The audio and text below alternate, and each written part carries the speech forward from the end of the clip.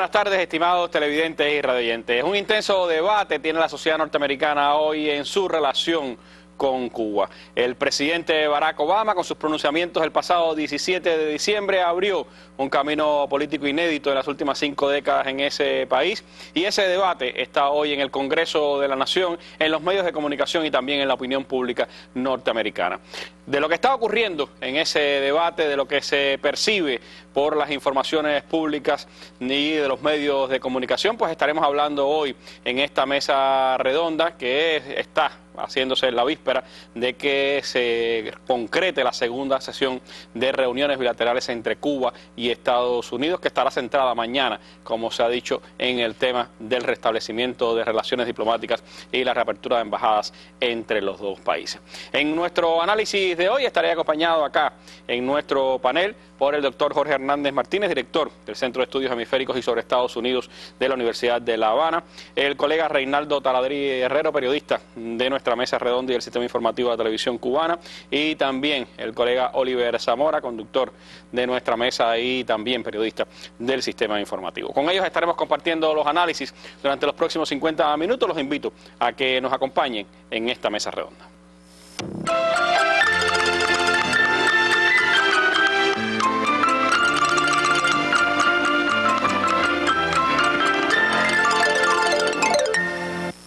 Bueno, como señalábamos, son diversas las reacciones que está provocando en Estados Unidos el anuncio de un cambio de política hacia Cuba.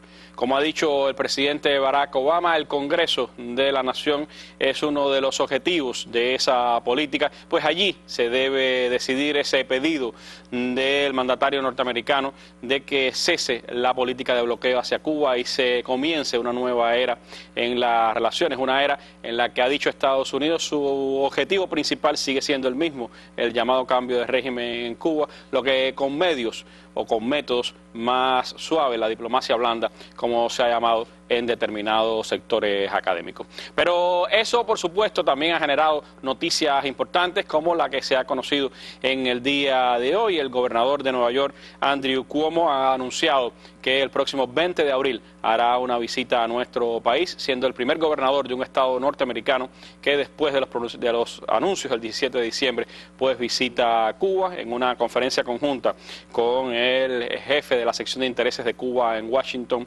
Pues se ha dado a conocer esta información que creo que da una medida del interés que está despertando en la sociedad norteamericana esas relaciones con Cuba. Se habló en esa conferencia de prensa del papel de Nueva York en Estados Unidos y de cómo, por supuesto, allí está la impronta también de José Martí. Noticia que nos sirve para comenzar esta mesa redonda, y les propongo pues ver un material que nos ha preparado Javier Ortiz sobre el debate que se está dando en el Congreso de los Estados Unidos. John Boehner es el congresista republicano que preside la Cámara de Representantes de Estados Unidos. Junto al líder del Senado, Mitch McConnell, se opone a la nueva política del presidente Barack Obama hacia Cuba. La opinión de ambos choca con los criterios de algunos colegas de su propio partido. Ese es el caso del senador republicano Jerry Moran. Este político de Kansas ve el bloqueo de su país contra Cuba como una barrera para los agricultores de su estado. Una posición similar tiene el senador republicano Jeff Flake, quien visitó Cuba en 2009.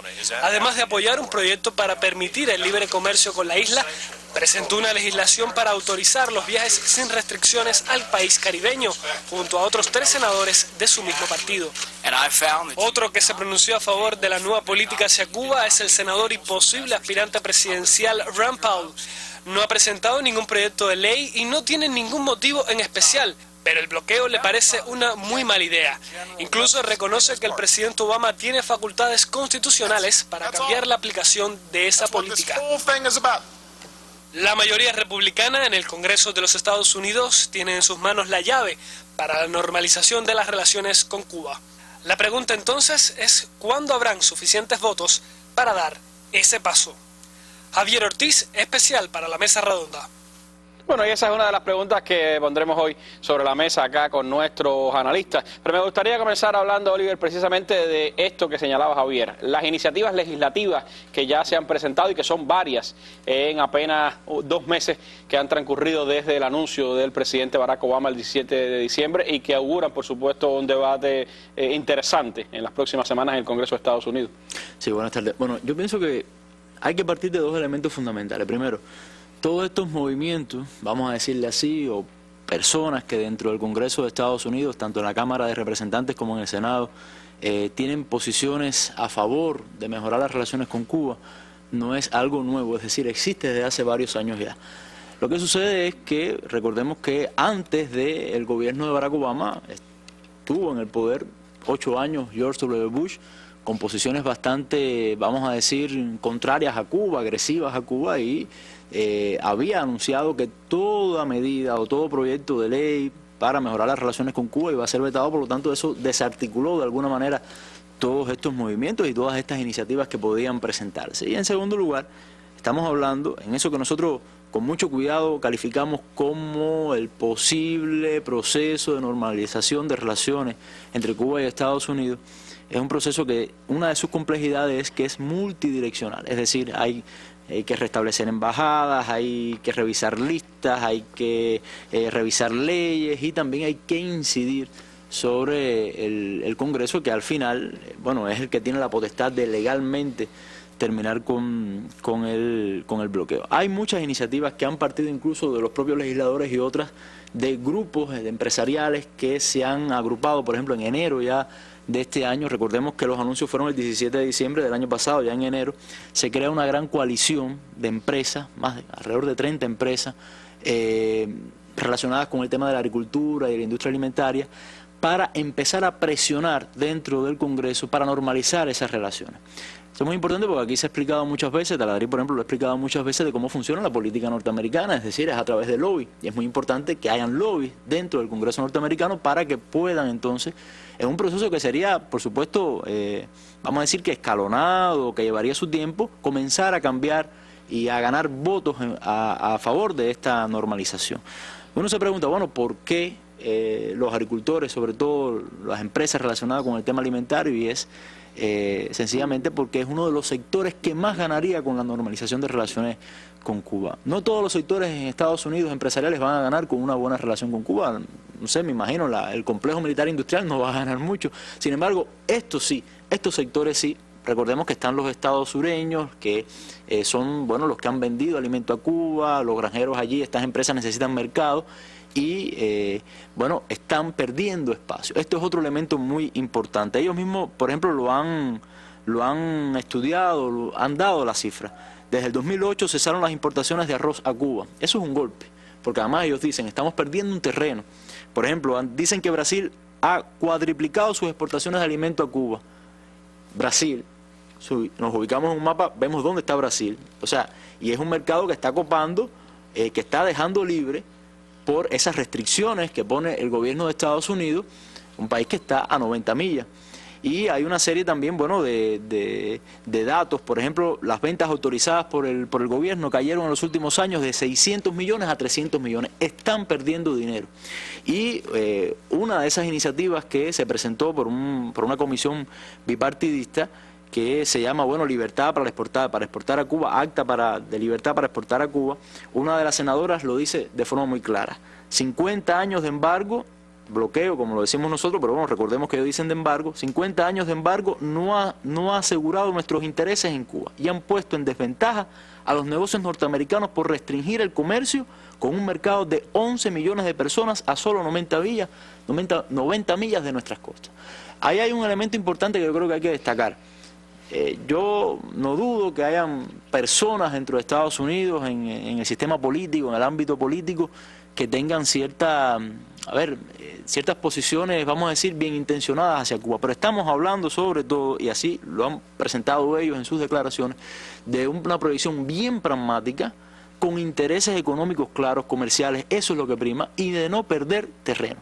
Esta es una de las iniciativas que se han presentado, pero también está, por ejemplo, la iniciativa para liberar los viajes de norteamericanos a Cuba. Recordemos que es algo anticonstitucional, o sea, prohibirle al norteamericano poder viajar a algún país. Y también, bueno, una serie de medidas, y también es muy importante, de eso quizás podremos hablar después, las expectativas en otros ámbitos económicos en Estados Unidos, de otras industrias, de otras empresas. Hay muchas, sin duda, reacciones, incluso han aparecido temas que estaban ciertamente, aunque el propio Congreso incluso ha hecho importantes investigaciones combinados por Kerry cuando era presidente del Comité de Relaciones Exteriores sobre el tema de radio y televisión, Martí. Hay ya incluso un proyecto de ley que se ha presentado para cerrar una empresa que algunos congresistas califican como errada y fracasada para Estados Unidos. Es que es algo muy sencillo, es dinero público del contribuyente norteamericano, ese que tiene que pagar impuestos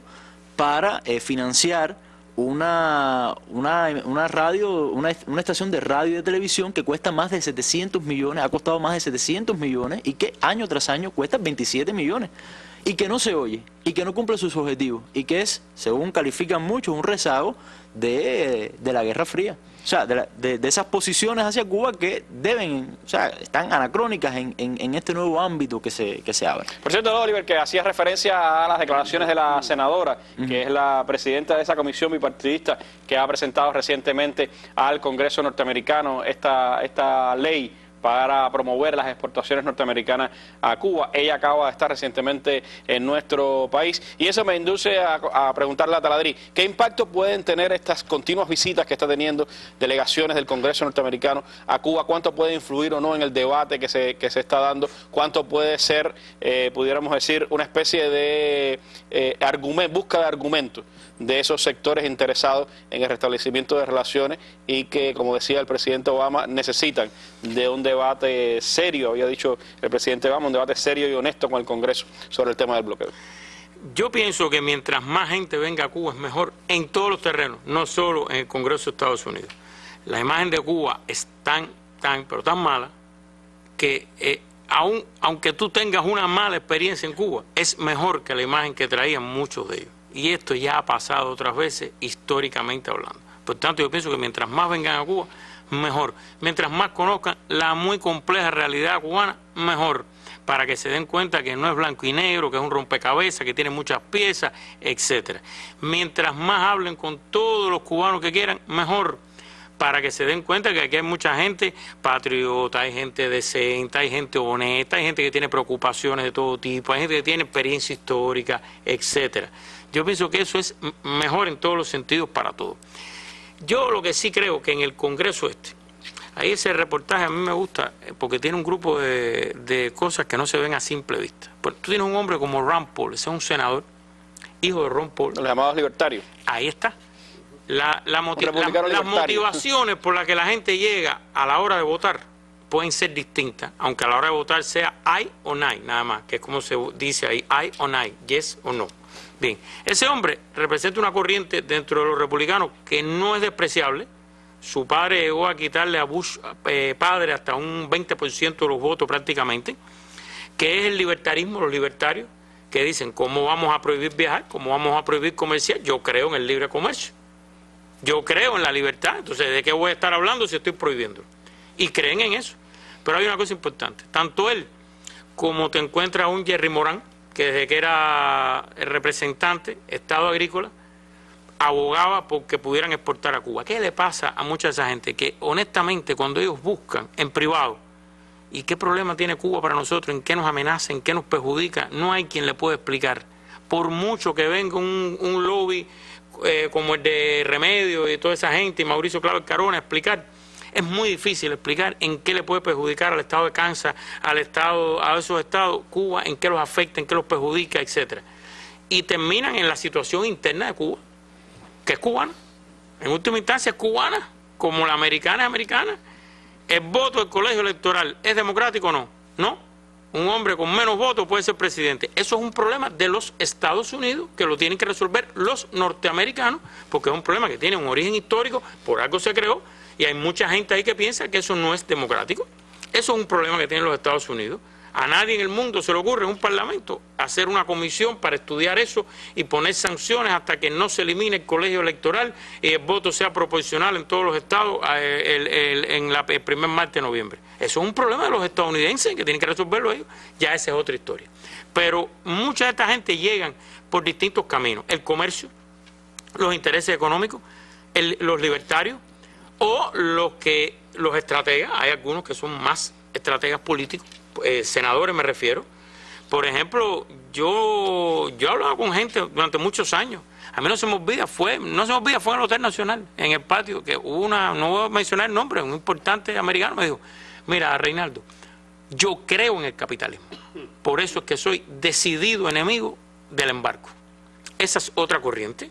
Esa es una batalla de ideas. Bienvenida. Si aquí nosotros hemos hablado de eso hace rato, no hay ningún problema. Y en ese Congreso, toda esa gente, hay quien dice que en el Senado, hay algunas fuentes que dicen que en el Senado ya hay mayoría simple. No estamos hablando de 2 tercios, estamos hablando de mayoría simple. Que lo más difícil está en la Cámara, por la influencia que tiene el grupo cubano americano, esencialmente, etc. A eso súmale un factor. Los republicanos presiden todos los comités y todos los subcomités en la Cámara y en el Senado. Un presidente de un comité tiene muchas facultades para retrasar una votación, evitar que se lleve una votación. Por ejemplo, el presidente del subcomité para el hemisferio occidental es nada más y nada menos que Marco Rubio. Exacto. Entonces, tienen facultades legales para hacer cosas. Históricamente hay muchos proyectos de leyes que se han presentado y misteriosamente han desaparecido en el Congreso. Nunca se llevaron a la votación. Estoy hablándote desde un proyecto que ahora el Boston Globe lo publicó, que presentó nada más y nada menos que Ted Kennedy, después que se reunió con Henry Kissinger, era en los años del gobierno de Ford y Kissinger, se reunió Ted Kennedy con Henry Kissinger, mandó a su equipo a La Habana, vino él y después presentó un proyecto de ley que nunca se llegó a votar. Va desde eso hasta proyectos de ley como uno que presentó el representante José Serrano de Nueva York, que se llamaba Cuba Baseball Diplomacy Act, que era que los cubanos no fueran discriminados por nacer en Cuba y tuvieran los mismos derechos que tienen los peloteros de cualquier país del mundo de ir a Estados Unidos, jugar y vivir en su país. Ese proyecto ni siquiera se sometió a votación. Ahora, la influencia del Ejecutivo, yo creo que el que conozca un poquito de Estados Unidos ha tenido una clase de lo que es la influencia del Ejecutivo en la política americana, o sea, la presidencia. Yo te digo una cosa, no puedes obviar el ambiente que hay en el país. Tú abres los portales en inglés de los grandes sitios estadounidenses y todos los días hay más de 3 historias, reportajes o análisis sobre Cuba. De eso me gustaría ampliar un poquito. Todos los días. Segundo, en ese Congreso, cuando la gente ve, mira, hay otra historia que la puedo contar aquí. Este es un lobista, como decía Oliver ahorita, un donante republicano en épocas de Bush. Le daba dinero a senadores republicanos y abogaba por el cambio de política hacia Cuba. Y en una cena donde estaba el presidente, estaba sentado con 2 senadores importantes, le decía cosas. ¿Y qué le decían los 2 senadores? Le señalaban hacia el podio. Ese es el hombre. Es la presidencia, el Ejecutivo, el que puede resolver el problema. No cabe duda que la influencia del Ejecutivo es mucha. Ahora, en el Congreso hoy está este ambiente, pero no vas a dejar de oír todos los días al lobby anticubano, como mucha gente lo ha calificado con razón, pero también hay muchos políticos republicanos que el tema Cuba no es importante para ellos, ni en su estado, ni en su distrito. Pero basta que Obama lo convierta en una bandera de su política para oponerse más por Obama que por el tema Cuba, porque no tiene argumento. Entonces le piden los argumentos a ese lobby anticubano. Eso también lo vas a ver. Esos son elementos sin duda a tener en cuenta a la hora de pensar cuánto puede avanzar en el Congreso de Estados Unidos cualquier legislación, cualquier proyecto de ley sobre el tema. Hay 10 proyectos ya presentados. Eso no había pasado nunca. 10 proyectos. El más completo es el último que se ha presentado, pero hay varios proyectos de ley sobre temas diversos que tienen que ver con las relaciones con Cuba y de hecho, por supuesto, hay, como señalaba Taladri, hay una ofensiva en el orden mediático, en el orden de la opinión pública. Hay también, no es casual, por supuesto, que una de las primeras visitas haya estado encabezada por la jefa de la minoría demócrata en la Cámara de Representantes, una figura política de alto nivel en Estados Unidos y muy cercana al Ejecutivo norteamericano, que por cierto, en unas declaraciones que hacía esa delegación que acaba de visitar Cuba el pasado 24 de febrero, se mostraban optimistas, confiaban en un compromiso bipartidista muy fuerte a favor de un cambio de relaciones que a juicio de esas congresistas pues ayudará a consolidar el giro político entre los dos países. ¿Es tan optimista Jorge Hernández con esa posibilidad o cree que esto es un proceso complejo y bastante largo? Creo lo segundo que tú acabas de señalar. Me parece que es un excelente tema para examinar y comprender, es un excelente reflejo justamente de la complejidad y del carácter contradictorio del proceso político de los Estados Unidos. Tanto Oliver como Taladrí han colocado elementos del contexto desde perspectivas algo distintas, pero han llamado la atención sobre la significación del momento, que es un momento peculiar. Oliver situaba el contraste, por ejemplo, con el doble periodo republicano de W. Bush como presidente, y Taladrí llamaba la atención sobre intereses que se pueden tomar como intereses permanentes en estados, por ejemplo, del medio oeste como Kansas, donde existían desde toda la vida determinados intereses e indiferencias también con respecto a Cuba, pero sin embargo no se alzaba la voz en una dirección ni en la otra, y eran intereses estructurales que estaban ahí.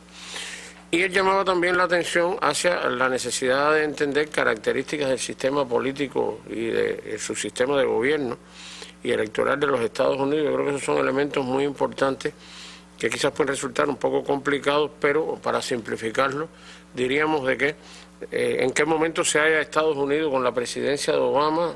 No ha llegado aún a la mitad exactamente del periodo de segundo mandato, pero hay mucha especulación y probablemente elementos de certeza acerca de si Obama, acorde con esa tendencia histórica de los presidentes cuando son reelectos, ven el momento de realizar lo que hubiesen querido hacer en la primera etapa, pero el contexto se lo impedía. ¿Quiere Obama dejar un legado, trascender en la historia? ¿Le quiere facilitar el traspaso del bastón presidencial al candidato que venga de las filas demócratas, puesto que él no puede ser reelecto en una nueva oportunidad? Yo creo que son cosas que se pueden discutir. Es que el tema Cuba adquirió una importancia mayor porque la lectura o las percepciones que se hacen por parte de los grupos políticos en los Estados Unidos, tanto en el Ejecutivo, pero sobre todo por los congresistas, que son los representantes del pueblo, entre otras cosas ahí, es que ven el momento adecuado porque interpretan que el proceso interno de Cuba, los cambios, las flexibilidades, la actualización del modelo, significa que estamos abriendo las puertas hacia la economía de mercado de una manera definitiva y le estamos abriendo el paso al capitalismo. Entonces yo creo que hay que colocarse dentro de ese entramado, tratar de mirar en esa madeja. Estados Unidos, como recordó Taladrí, sumado a la precisión de Oliver, que es un país donde los grupos de presión, los grupos de cabildeo, los llamados lobbies, tienen una importancia decisiva, y él puso algunos ejemplos, pero Taladrí recordaba que es un sistema presidencialista, pero con una concepción detrás, como ellos le llaman, check and balance, como es pesos y contrapesos.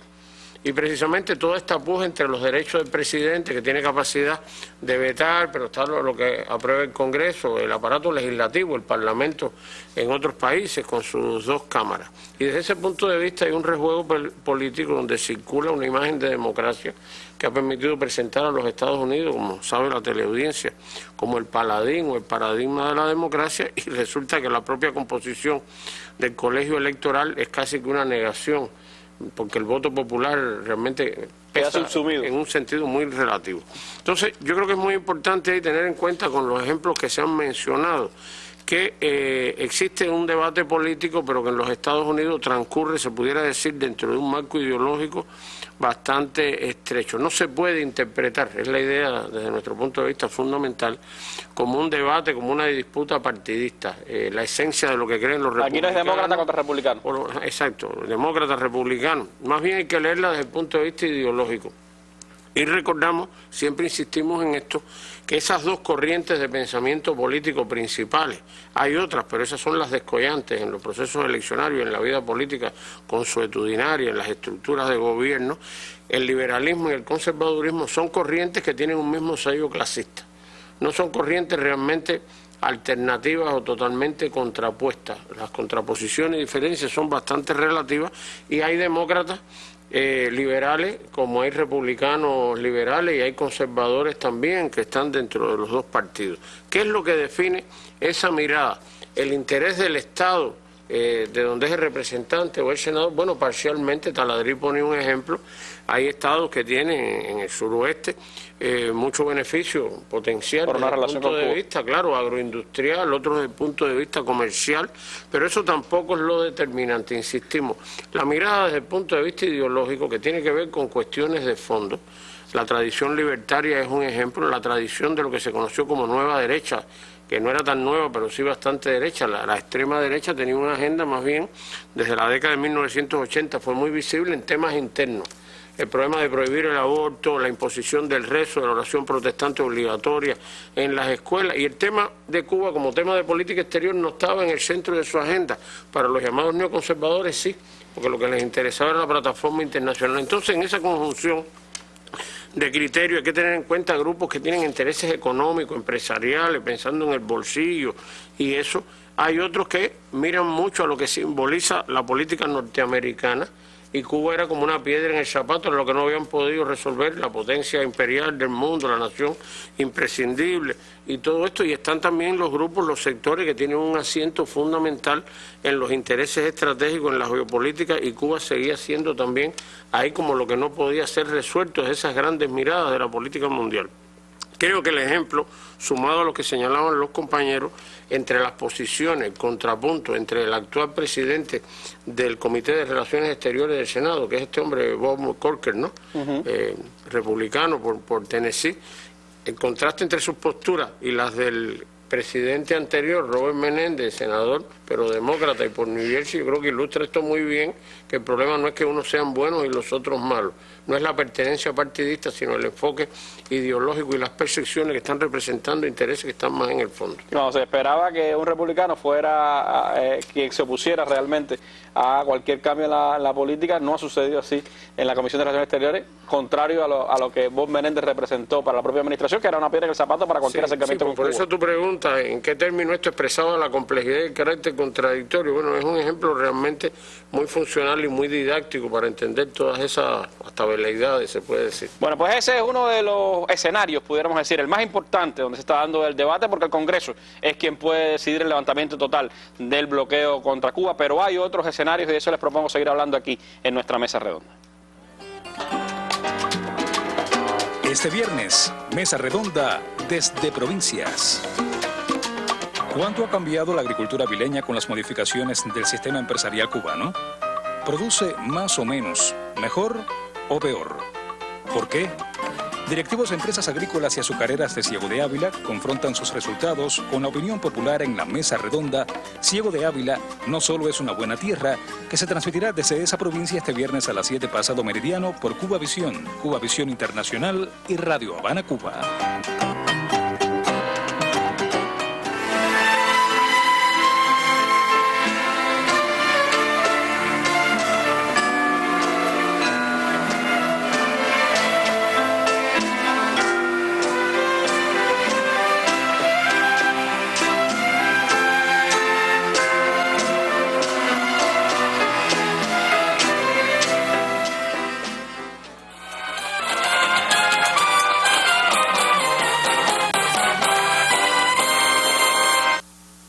Bueno, hablaba ahorita Reinaldo Taladrí de los medios de comunicación, de lo que ha pasado en los últimos, podríamos decir, 4 meses, 5 meses en los medios de comunicación norteamericanos, en que de ser un tema de cola ha pasado la relación con Cuba a una barraja de editoriales del The New York Times o de otros grandes medios norteamericanos, e incluso polémicas entre medios del establishment, quizás por un lado de New York Times, por el otro de Wall Street Journal o de Washington Post. ¿Cómo valoras tú esto? Es decir, ¿cómo refleja la importancia que va adquiriendo el tema dentro de la política norteamericana y la concatenación de esos medios de comunicación con los estamentos políticos de Estados Unidos?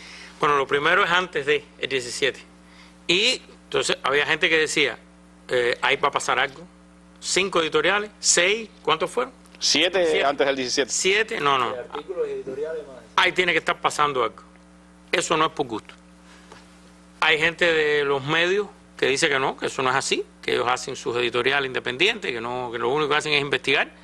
Hay quien dice que se investiga, se busca información, todos esos editoriales tenían muy buena información, muy buena investigación, los del New York Times. Pero a partir de una seña política, ¿no? Pero hay quien dice que también se consulta, se llama.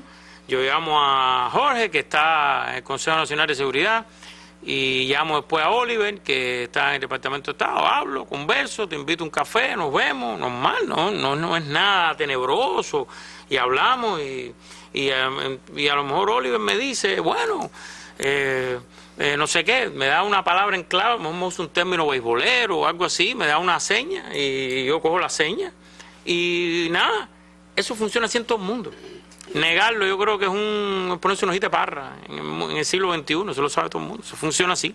Eso fue antes, y ahí yo creo que es algo importante. Fue la preparación artillera. A la hora de estudiar los medios, sus relaciones con el poder real, sus relaciones con la rama, el papel de la prensa, en la sociedad contemporánea, yo creo que ahí tenemos un excelente ejemplo, muy bien ilustrado, yo creo que lleva eso. Ahora, vino el 17 de diciembre, y después se ha producido una avalancha. Yo pienso, vuelvo a decir lo de los viajes, yo pienso que mientras más se hable es mejor, porque uno de los problemas con Cuba era la simplificación en blanco y negro, esquematizada y mínima de lo que es Cuba, y Cuba es un fenómeno mucho más rico y complejo que toda esa simplificación. Eso es lo primero. Lo segundo, a uno le puede a veces chocar que, por ejemplo, descubran ahora que si una iglesia se le entregó un edificio a la iglesia y que fue en 2010 y lo descubran ahora para que lo repare, son cosas que para uno son viejas, o que descubran que la gente puede vender en el mercado campesino libremente, produce un intermediario y vende, y que entonces tú ves como descubrimientos ahora de la Cuba desconocida. Bueno, es verdad. Otra lección en temas de la prensa.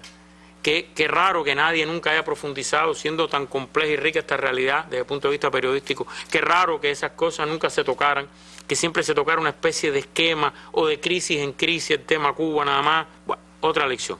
Lo tercero es que ya tú te das cuenta en todo tipo de trabajo que hay unas especies de líneas que se repiten. El tema democracia, derechos humanos, situación política interna en Cuba. Tú puedes estar haciendo un trabajo sobre la experiencia que tuvo no sé quién en Cuba, y de pronto, tric, eso va. Puede ser chiquito, puede ser en una oración, puede ser reducido, pero es curioso cómo va. Y yo creo que es bueno porque lo que sí está claro que hay una avalancha de interés en venir a Cuba, hay una avalancha de saber de Cuba, y mientras más se conozca y más se sepa. Y de expectativas, porque por cierto, la mayoría de los medios, de New York Times, de Boston Globe, de Los Angeles Times, han puesto a Cuba como uno de los 3 destinos más importantes a visitar este año. Sí, cómo no. Lo que siempre al final tienen que decir, bueno, pero por ahora todavía los norteamericanos no pueden ir, excepto los que están con licencia, ¿no? Ahora, eso es una. Pero también en la prensa se refleja, lo que explicaba el doctor, nuestro amigo, que en Estados Unidos el poder lo ejercen grupos de poder, que son más allá de los lobbies. Los grupos de poder tienen un lobby, pero son agrupaciones no formales de los verdaderos dueños del país, que lo mismo tienen políticos a los que le pagan su campaña, que tienen los tanques pensantes para reciclar cuadros, que tienen su PAC o sus lobbies políticos para dar dinero a las campañas y controlar. O sea, pero los grupos de poder tienen generalmente distintas versiones, a veces contradictorias, de cómo lograr los mismos objetivos, que es mantener el imperio. ¿Qué es lo que está pasando en este debate? Y en este debate también estamos viendo esto. ¿Cómo se ve eso? Busca el Washington Post y su línea editorial, y busca el New York Times y su línea editorial. Ahí estás viendo reflejos e intereses de posiciones diferentes sobre cómo lograr el mismo objetivo en Cuba. ¿Entiendes? Y entonces el Washington Post se convierte un poco editorialmente, podía ser otro periódico, podían ser varios más. Eso lo estamos viendo. Si tú sigues la famosa ruta del dinero, puede que llegue, aunque eso no es una cosa formal, a los verdaderos grupos de poder, que desde donde salen esas posiciones. No vamos a apoyar esta política del presidente por esto y por esto, que puede ser una mezcla de razones internas, razones ideológicas o razones estratégicas también. Puede ser esa. Y otros que dicen, es la mejor forma de lograrlo y tenemos que apoyar por esto y por esto. Siempre pensando qué es lo mejor para el imperio americano. Ojo con eso, porque es una cosa con la que quería terminar. En todo esto se habla de que lo mejor para Estados Unidos, lo más conveniente para Estados Unidos, y yo creo que alguien en algún momento en esa prensa se plantea también que es lo mejor para Cuba. pero no Cuba en función de Estados Unidos, sino para la Cuba real, como nación el rompecabezas que ojalá descubran que es Cuba, la complejidad que es Cuba, que es lo mejor también para Cuba, no solo que es lo mejor para los intereses americanos, aunque es lógico que se plantee también, Randy, por una razón, porque todo lo que se está hablando son leyes vigentes o regulaciones vigentes allí en Estados Unidos, hacia acá. Claro. De ahí, decisiones unilaterales y leyes propias del país. Aquí yo no conozco las regulaciones, a lo mejor existen, yo no sé, pero yo no las conozco, que afecten a los Estados Unidos. O sea, leyes, regulaciones, medidas que afecten la soberanía y la economía de los Estados Unidos tomadas en Cuba, yo no las conozco. Entonces también es lógico que se pregunten qué es lo mejor para los intereses de Estados Unidos desde todos los puntos de vista. Pero también desde la prensa. Repito, ha sido, yo creo, una cosa muy interesante este proceso para conocer mejor esa sociedad y entenderla a fondo, no a través de esquemas, no a través de simplificaciones, no a través de bueno y malo, no a través de blanco y negro, sino entenderla en su complejidad que tiene también en su interacción, en este caso, con Cuba. Y eso por supuesto, también lleva a que el tema Cuba se inscriba en debates nacionales, como el que está ocurriendo ahora mismo, Oliver, con el tema de la migración. El tema migratorio que tiene al presidente Obama también en la primera trinchera de fuego con el Congreso republicano, pues ha llevado a editoriales también en el que se destaca la singularidad de Cuba y lo contraproducente que es esa singularidad dentro del contexto norteamericano. A ver, hay algo que sería bueno aclarar, para quien no conozca mucho sobre géneros periodísticos. Cuando nosotros hablamos de un editorial, es un artículo de opinión del medio de prensa, es decir, no un periodista que viene, escribe un criterio a modo de criterio personal, no. Estamos hablando del criterio de un medio de prensa. En el caso de Los Angeles Times es un medio con cierta influencia, y como decía Taladrí, aquí todo el mundo conoce el papel que juega la prensa en la sociedad norteamericana y creo que en muchas partes del mundo. Antes del 17, preparar el terreno, colocar el tema dentro del debate político, y posterior al 17 de diciembre, bueno, darle alguna fuerza también a ese debate, a este tema, y yo creo que bueno también ayudar en el tema del cambio. El tema de la ley de ajuste, sale este editorial de Los Angeles Times y a mí me llama la atención el nivel de sinceridad, o mejor dicho, cómo muestran la ley de ajuste cubano como un problema incluso para los Estados Unidos. Es decir, un país donde hay un problema, vamos a decir, grave con el tema de los inmigrantes, una reforma migratoria que no llega. Estamos hablando de alrededor de 11, 12 millones de indocumentados en ese país, que eso ha traído problemas familiares, separación de familia, deportaciones y una serie de dramas. De pronto ahí se muestra un sector de esos inmigrantes, los cubanos, que tienen una serie de leyes que no tienen el resto de los inmigrantes, y obviamente eso crea un malestar y es una cuestión obviamente de injusticia, ¿no? Y en el caso de este editorial, bueno, se ha mostrado como algo descontextualizado. Algo quedó muy claro en la entrevista que Josefina Vidal, la jefa de la delegación cubana, dio en una reciente entrevista que le hicieron, donde ella habla de que fue una medida que se tomó en un periodo histórico determinado, que no tiene nada que ver con el periodo histórico que estamos viviendo en la actualidad. Y el tema migratorio, bueno, no se puede separar tampoco de este proceso de normalización de relaciones, este posible proceso de normalización de relaciones, y es muy importante también, ya no solo para la sociedad norteamericana, como lo muestra este editorial, que bueno, queda claro en ese sentido, sino también para este proceso, porque no pueden haber relaciones normales si no hay una relación migratoria normal. Eso es imposible. Y recordemos que hay más de 28 rondas migratorias sobre este tema, sobre el tema migratorio entre Cuba y Estados Unidos, por ejemplo. Si después de 28 reuniones sobre este tema todavía sigue la ley de ajuste cubano, sigue la política que no es ley de pie seco, pies mojados, eso dice mucho también de la voluntad que tiene el gobierno de Estados Unidos, vamos a decir, para normalizar esas relaciones. Yo creo que la prensa está hablando mucho de Cuba, pero está hablando de forma mucho más pragmática y mucho más sincera. Yo pienso que están quedando atrás una serie de complejos que tenía la prensa por determinados momentos históricos, factores, para hablar de Cuba. Y el tema de la ley de ajuste es muy importante. Se ha hablado de la ley de ajuste, se ha hablado del tema económico, pero se ha hablado de muchos temas. Es decir, esto es algo muy importante dentro del enfoque que le ha dado la prensa norteamericana. Por primera vez se abre un espectro tan amplio de temas sobre Cuba, ¿no? Exactamente, de una forma, vamos a decir, bastante amplia, diferentes sectores. Y creo que eso ha sido muy importante en ese sentido. Hay una cosa interesante, Jorge, que también ejemplifica lo que usted hablaba ahorita de los grupos de poder, de los sectores ideológicos dentro del establishment norteamericano, y han sido las dos cartas estas de grupos, de personalidades, que una a favor y la otra en contra se han expresado en los propios medios de comunicación sobre la política planteada por el presidente Obama. Sí, es como una suerte de una especie de guerra de cartas. Y es muy interesante de nuevo colocar el momento en que esto está ocurriendo, porque probablemente, presumiblemente, fueran opiniones o maneras de ver a Cuba y la relación histórica de los Estados Unidos con Cuba, ideas que ya existían, pero ¿por qué cobran fuerza ahora en este momento? Y hay un grupo de condiciones, analizamos parte del contexto. Yo creo que esto tiene que ver mucho con algo que apuntó Oliver en su primera intervención cuando recordó la fuerte influencia del pragmatismo. Eso es una plataforma, se pudiera decir, filosófica, que está en el ADN de los norteamericanos y sobre todo de los políticos.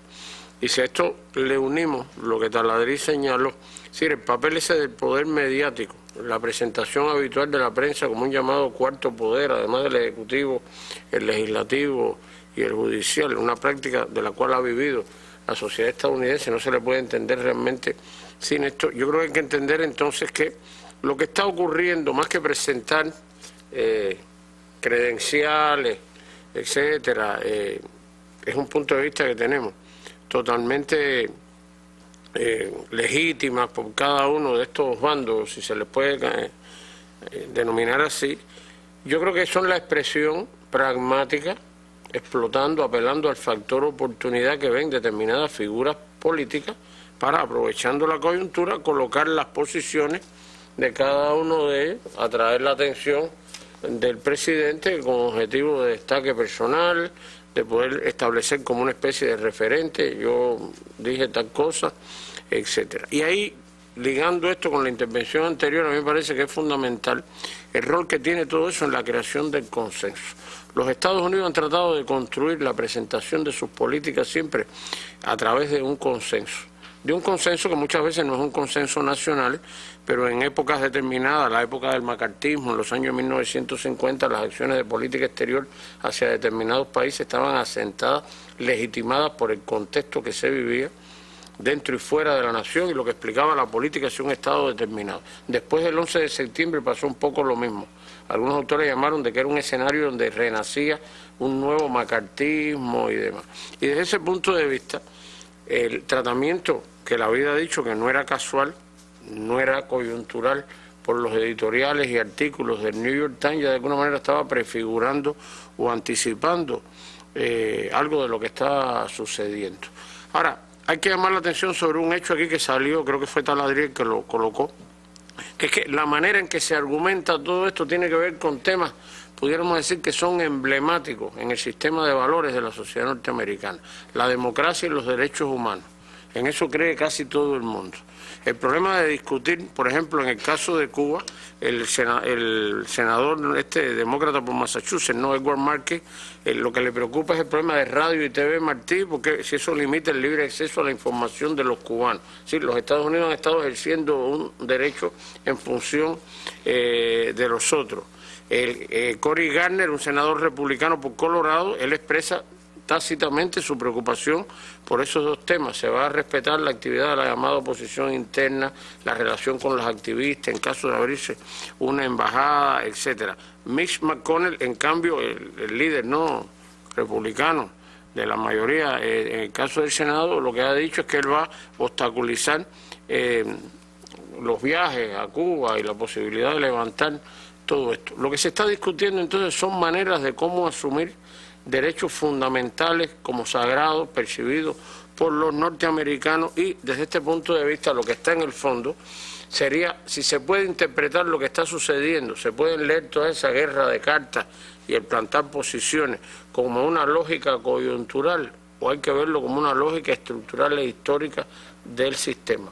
Yo he interpretado esto la mayoría de las veces como que podría responder quizás a una coyuntura, pero lo que está apareciendo es que lo que está detrás es como una razón de Estado. Y cuando son los intereses del Estado, que es como el gobierno permanente, no de una administración específica, que sería un gobierno pasajero o temporal, hay razones para pensar que puede ser perdurable en todo eso, y es lo que explicaría que haya, sí, diferencias, pero uno esperaría que hubieran sido más grandes.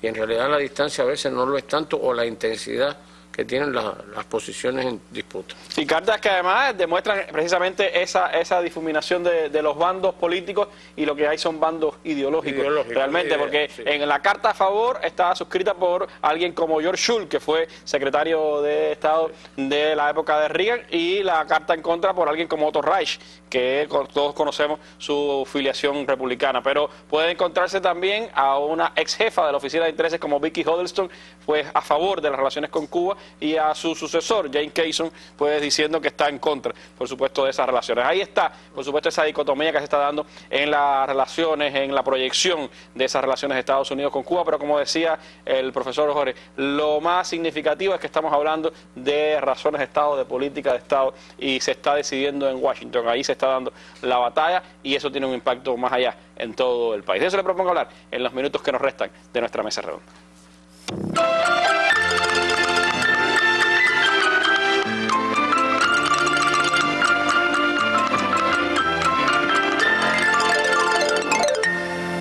Recuerdo, Taladría, hace como un año hablábamos aquí de lo sorprendente que era una encuesta que se había hecho por el grupo de Atlantic, que reflejaba un cambio de la percepción de los norteamericanos hacia Cuba. Y en aquel momento tú señalabas que era común que se hicieran esos estudios, lo que no era muy común era el gran despliegue mediático que había tenido aquella encuesta. Quizás desde ahí yo creo que comenzó este camino que después el New York Times levantó. Y ahora ha habido profusión de encuestas en los últimos días, hablando de esa creciente aceptación dentro de la sociedad norteamericana de un cambio en la política hacia Cuba. Eso es así. Lo curioso es por qué no pasaba antes. Las encuestas, para no abrumar a la gente con datos, mayoría cercana al 60% está por casi todo, con mayores números o menos, que se acabe el bloqueo o el embargo, como le dicen, que se pueda viajar libremente a Cuba, que es parte de eso, que haya relaciones económicas y comerciales normales y corrientes. O sea, cerca del 60% está a favor de eso.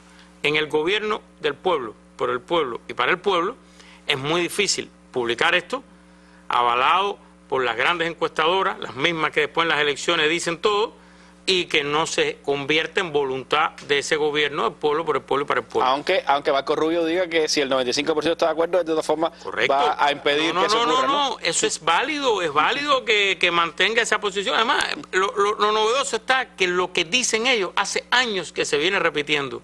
No hay nada nuevo en ningún argumento que den ellos. Sea investigar la paternidad, el hijo de Gerardo. Esa cosa tan absurda, desde eso. Pero no hay nada nuevo, son los mismos argumentos. Lo novedoso está en lo otro.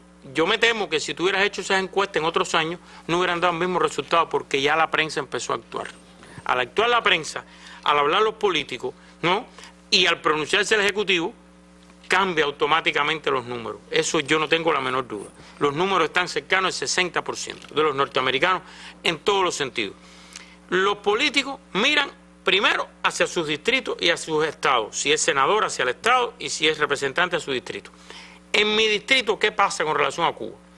Y pueden mandar a hacer su propia encuesta, se la hace la firma aquí en el distrito este, en Illinois, en Dakota del Norte, ¿qué piensa la gente de Cuba? Y lo más posible es que te diga que no saben, o que les gustaría, que si la música, que si el Caribe, a lo mejor le sale eso.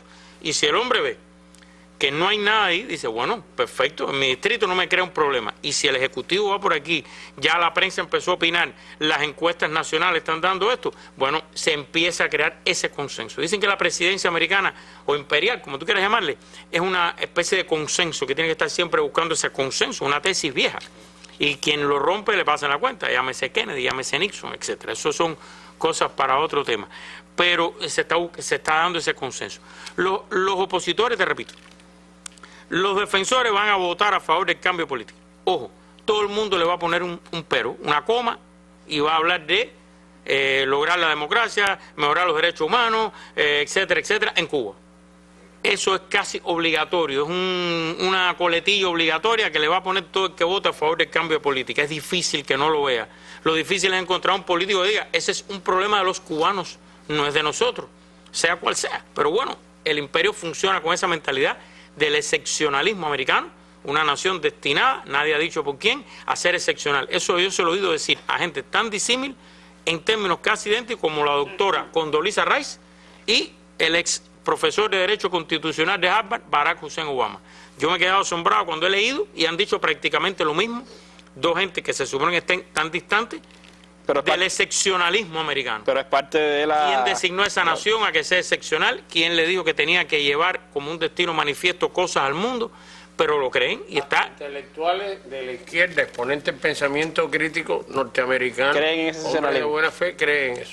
Y es parte también de esa matriz ideológica que sustenta el imperio, ¿no? Entonces es muy difícil que si tú creces, está en el sistema hasta educacional de valores, después a la hora de actuar tú no actúes en eso. Entonces, bueno, eso es una cosa con la que hay que lidiar. Cuba ha lidiado con peores cosas. Este país ha lidiado con cosas más peligrosas como es la guerra, la invasión, de la amenaza de invasión, la guerra nuclear, la invasión, etcétera. Bien, ahora, los que van a votar en contra, nos quedan 4 minutos y ya se nos acabó el tiempo. Yo insisto, van a votar en contra, tienen los argumentos, algunos son por el tema Cuba en sí y otros por oponerse a una política de este presidente, al que un % no despreciable de norteamericano considera socialista, nacido en un país que no es Estados Unidos y que debe desaparecer. Entonces, en ese contexto es que está este juego. De todas formas, esa opinión pública creciente, profesor, puede tener un impacto en el debate del Congreso.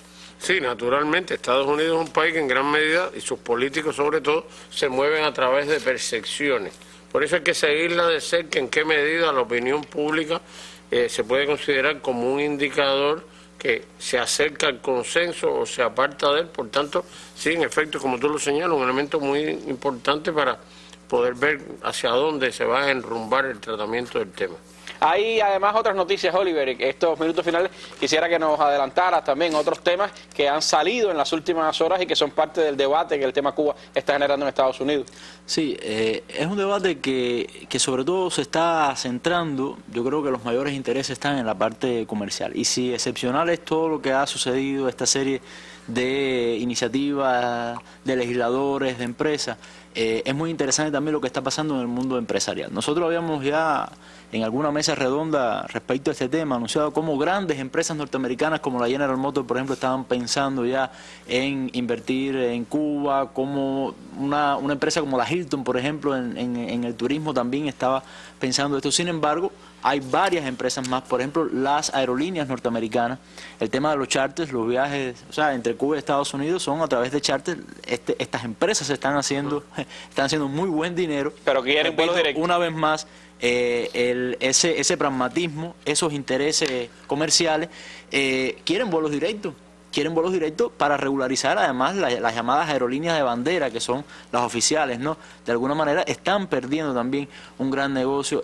Se está hablando, por ejemplo, qué podría pasar. Estamos viendo imágenes del tabaco ahora, reciente decisión sobre el tema del COIBA, ¿no? Y es muy interesante también lo que está pasando desde el punto de vista judicial. Cómo batallas que eran perdidas ahora, de alguna manera, están teniendo... El robo de marcas había sido un tema... Queda lo de La Habana Club también, por ejemplo, y también hay mucha especulación de qué pudiera pasar con ese mercado norteamericano si se puede importar tabaco. Yo digo, esto es un proceso que tiene una lógica, y dentro de esta lógica la parte comercial, los intereses comerciales son fundamentales, y creo que este proceso va a ser de alguna manera más fuerte o con más posibilidades de ser reversible en dependencia de los intereses económicos que se vayan creando. Bueno, este es el contexto que se está dando dentro de Estados Unidos en el debate político. Hay muchos elementos y por supuesto en otro momento volveremos a ver. Lo cierto es que está ahora mismo en el centro, en uno de los centros de los debates más importantes en la política norteamericana, y mañana por supuesto será también una jornada de interés sobre este tema. Será la segunda reunión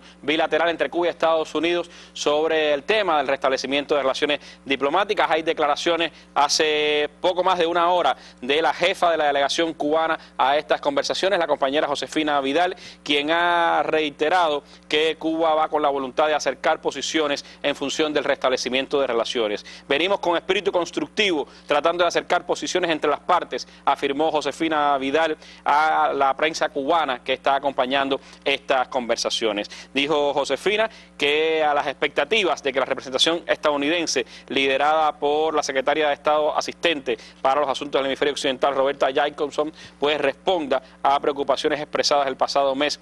Pero se trata de generar un escenario favorable para formalizar la restauración de vínculos diplomáticos interrumpidos por más de medio siglo y abrir embajadas en nuestras naciones. Cuba espera su exclusión de la lista de países patrocinadores del terrorismo y también pues insta a solucionar el no acceso de su sección de intereses a bancos norteamericanos, lo cual provoca contratiempos en la gestión. Dijo Josefina Vidal que Cuba va a las conversaciones de mañana con una propuesta para abordar en igualdad de condiciones el asunto de los derechos humanos. Discutiremos cómo se desarrollarán ese tipo de reuniones en las que tenemos cosas que mostrar. Así señaló Josefina Vidal a la prensa cubana las expectativas de nuestra delegación a pocas horas de esa reunión que comenzará mañana, 9 de la mañana en Washington, y que será, por supuesto, tendrá cobertura en nuestros principales medios de comunicación. Así que estaremos al tanto de esas noticias. Los invito a que mañana estén con nosotros en la mesa redonda desde provincia. Estaremos en Ciego de Ávila hablando de cómo la empresa estatal socialista en la agricultura puede y debe funcionar. De eso estaremos pues mostrándole cómo los avileños están intentando emprender ese camino. Así que los invito a mañana nos acompañen en nuestra mesa redonda y me despido con las imágenes del día. En España hoy los estudiantes han salido a las calles a protestar contra la reforma educativa en ese país, uno de los temas que están en el centro también de la crisis que vive esa sociedad. Muy buenas noches.